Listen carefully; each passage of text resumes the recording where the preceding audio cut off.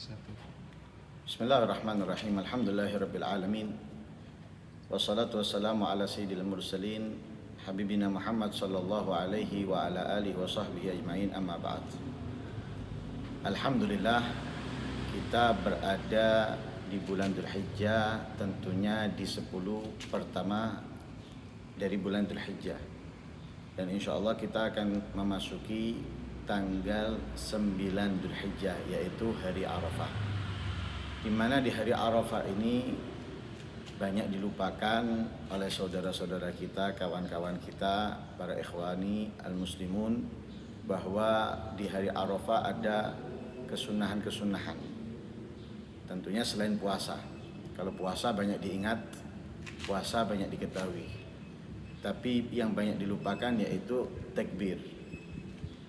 Takbir itu ada dua macam. Ada takbir mursal, ada takbir muqayyad.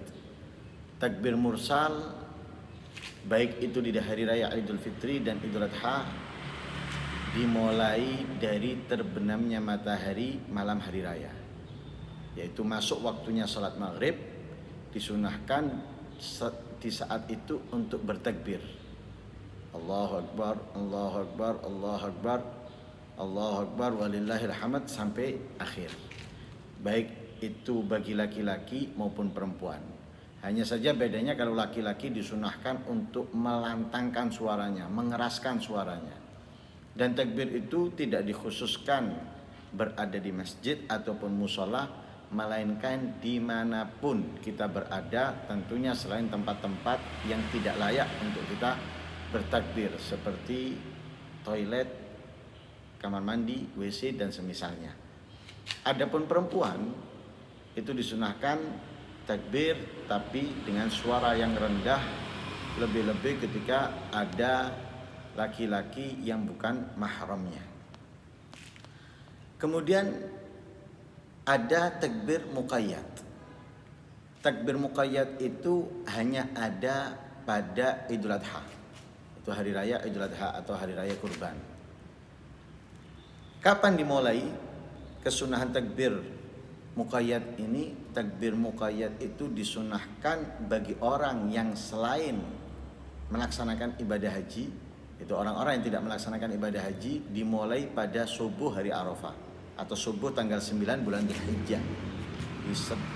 Masuk waktunya subuh, setiap setelah sholat fardu ataupun sunnah, baik itu jenazah, yang adaan ataupun qadhaan, bahkan yang nazar, disunahkan kita untuk bertakbir setiap setelah sholat. Setiap setelah sholat sunnah, qabliyah, ba'diyah, sholat duha, sholat witir, ataupun sholat sunnah yang lainnya. Sampai kapan? Dimulai dari subuh hari Arafah sampai kapan? Sampai asar atau setelah sholat asar, itu menurut Imam Ibnu Hajar, dan sampai dengan terbenamnya matahari menurut Imam Ar-Ramli. Kita disunahkan terus bertakbir dari tanggal 10 sampai tanggal 13. Sampai tanggal 13 yaitu hari terakhir dari Yaumut Tasyrik, setelah salat asar atau sebelum terbenamnya matahari. Disunahkan setiap setelah salat kita terus bertakbir, di rumah, di pasar, di masjid, di musola, dan dimanapun berada. Kemudian dari takbir, kenapa dinamakan takbir muqayyad? Dinamakan takbir muqayyad karena terikat dengan sholat. Jadi setiap habis sholat takbir, setiap habis sholat takbir, setiap habis sholat takbir, sehingga dinamakan dengan muqayyad. Dari dua macam takbir ini, takbir mursal dan takbir muqayyad, mana yang afdal? Adapun takbir mursal untuk Idul Fitri lebih afdal daripada takbir mursal yang ada di Idul Adha. Karena takbir mursal ada di kedua-duanya, tapi afdalnya di Idul Fitri. Kenapa? Karena nas Al-Quran, Allah mengatakan walitukmilul iddata walitukabbirullaha ala ma hadakum. Di situ Allah memerintahkan kita untuk bertakbir walitukabbirullah. Sehingga takbir mursal untuk Idul Fitri lebih afdal daripada takbir mursal yang ada di Idul Adha. Adapun sholatnya Idul Adha lebih afdal daripada salat Idul Fitri. Kedua-duanya sunnah dan dimakruhkan kita untuk meninggalkannya, tapi salat Idul Adha lebih afdal daripada salat Idul Fitri karena juga perintah Allah dalam ayat Al-Qur'an, fasholli li rabbika wanhar.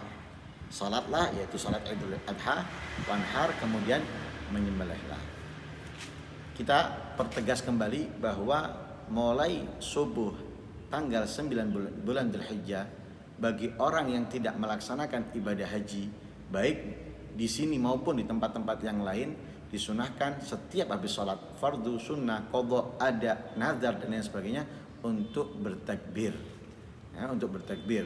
Kalau orang yang haji, takbirnya dimulai zuhur hari raya Idul Adha.